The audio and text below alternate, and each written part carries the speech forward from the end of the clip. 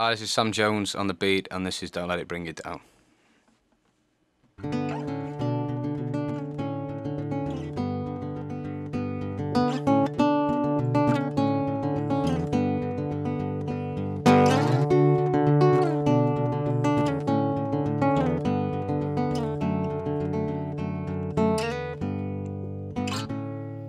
These are walks of life, they're just lines in the sand. And these tangled schemes are the best laid plans. And the weight of the world, it is buried in your hands. And it aches and it burns, and it makes it hard to stand. Hard to stand. But the light at the end, well, it's shining bright, and it blinds out the dark, a beacon in the night. And we sing those songs around this mean old town. But whatever you may do, I swear, don't let it bring you down. Whatever you may do, I swear, don't let it bring you down. Let it bring you down.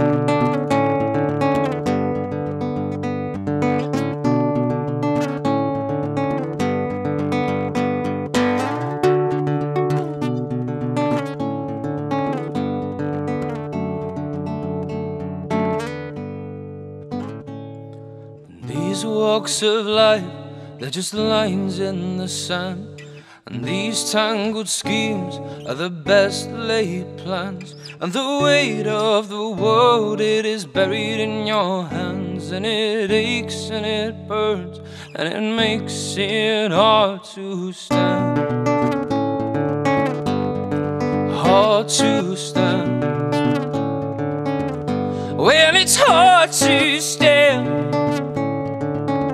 Well, it's hard to stand.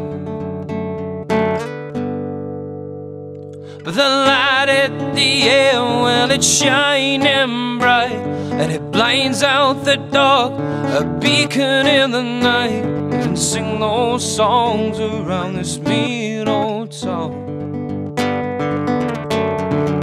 Oh, I said you sing your songs around this mean old town.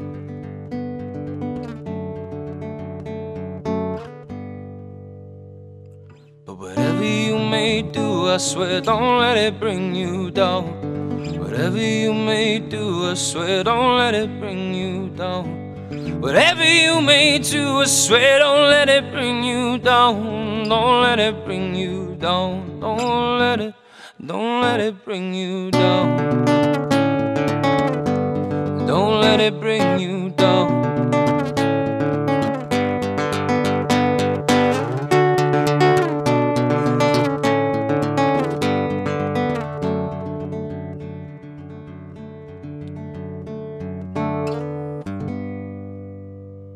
Performed in the Beat Studio. The track is by Sam Jones. It's called Don't Let It Bring You Down, as aired on the programme for the first time last week. Now, that track, when we played it last week, felt like a bit of a watershed moment, really. It felt quite different from anything else that we've played by you. What's the story behind that track? Well, I only recorded that about a month ago, actually, and I had some studio time the day after, and I wrote it literally the night before. So the night before I wrote the track, morning I recorded it. But I still didn't know the words to it. I still didn't know the general feel. I was still trying to work out the melody. So when it's just like, right, we're doing a take, and I said, look, you're gonna have to give me a minute to try and find this melody. But I thought, because I've got the advantage of only just writing it, I could make it whatever I want it to be within sort of 3.5 minutes of pressing the record button. So the final master that you heard is really the first time it really took shape as a song, rather than me, say, writing it beforehand and practicing it loads. I think that track only really came out as it did when I finally got the track recorded, so it was a weird one. I don't know what the different quality is to it, really. It maybe just a little bit more soulful. It almost feels as like you're holding back a little bit, but less is more. Does that make sense? Precisely. Well, I completely agree with you, because, I mean, I sing quite loud. I always have done. I think about the reason being, obviously, with the kind of gigs I've been doing, and sort of where I live, and the kind of pub gigs I've been doing, you have to sing quite loud to get louder than the well, the drunk people in the back or at the bar. You've got to... It's a great place to cut your teeth, though. It's to really test out how you can go. Yeah. It's a great little thing. But obviously, because I wrote that and I knew that I could play that, in my bedroom, and I could play that at tiny little gigs, and I could play that in a studio scenario. I thought, right, well, I can tone this down and hold back, screaming or shouting, and just sort of, like you say, so it's very much less is more. There's not a lot to the guitar. I only use about 3 or 4 strings in the whole song. So, but like you say, it comes out a little bit different, which is something that I like. You get that opportunity as a songwriter. You can write different kind of feels and different. You can write a shouty one week and a bit of an intimate one, like Don't Let It Bring You Down. So. I think it's got a special quality, that song. I think people will connect with it on a quite a profound level, and I think it will mean a lot to a lot of people. So well done on that.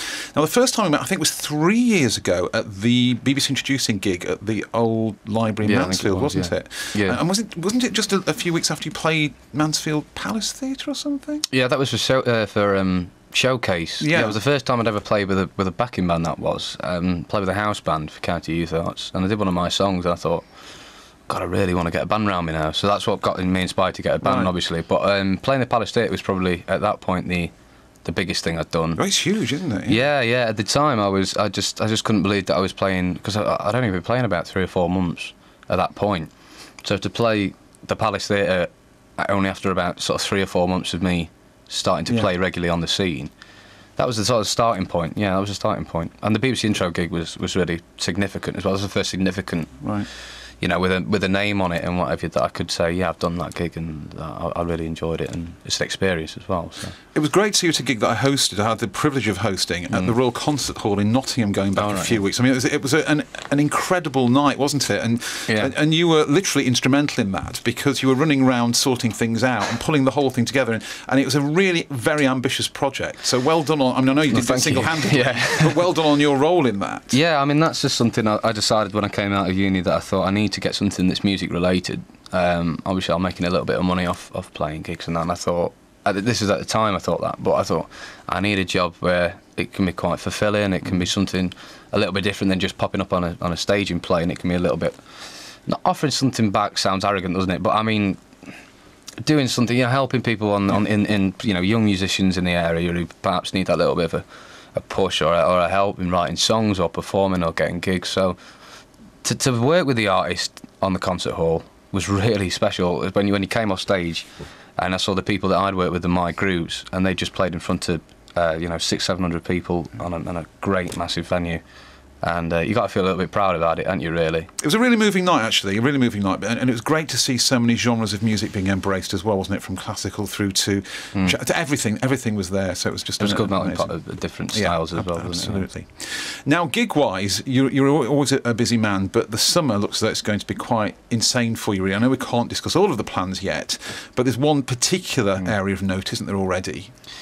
Yeah, I mean... I think everybody I've bumped into, including the postman, and knows obviously the Isle of Wight, which is going to be good. Yeah, we found out the other day what stage we were going to be on as well with the band. It's on the Sunday on the Garland stage, and same day Fleetwood Mac headline. So I think we're pretty, because they're one of my favourite bands. So I think to be on the same day and the same bill on the same day as them is special. But the fact that I actually get to see them as well while they're over here, of course. I mean, I keep forgetting that I actually have to play. Do you know what I mean? You keep going, yeah, that's like a bonus, isn't it? Yeah, I was looking at the headline, I was like, oh, Blur, Fleetwood Mac, and I was like, oh. And I thought, oh, I've got to play just in between. So half an hour in between one of them, I've got to somehow, play the gig itself. So. But it should be great. I mean, it's just to get on a festival of that magnitude, and it's going to be the biggest gig that I've done, biggest gig I've done with my band, and it's going to be special. I hope it's going to be special. Of course it will be, yeah.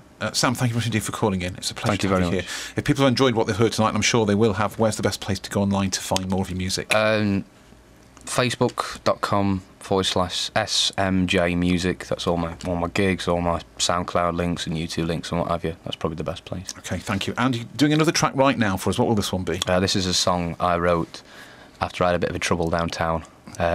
It's called Trouble at the Mill.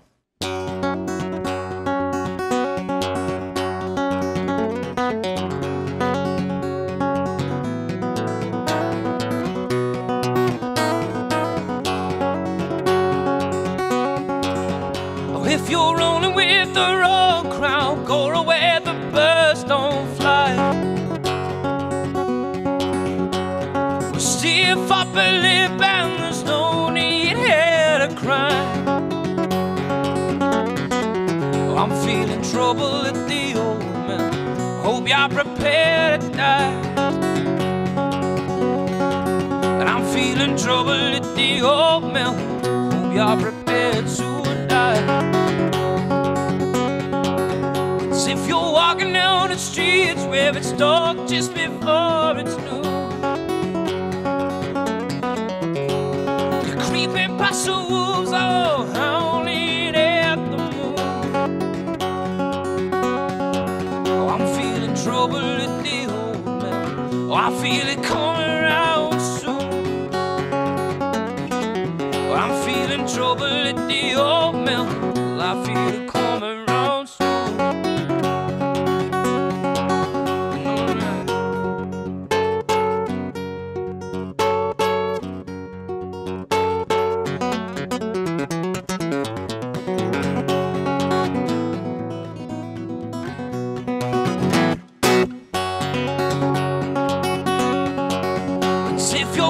With your chances, one hand in the fire. One too many drinks, you're tiptoeing on the wire. Oh, I'm feeling trouble at the old mill, and it don't seem to time. Oh, I'm feeling trouble at the old mill, and it don't seem to time.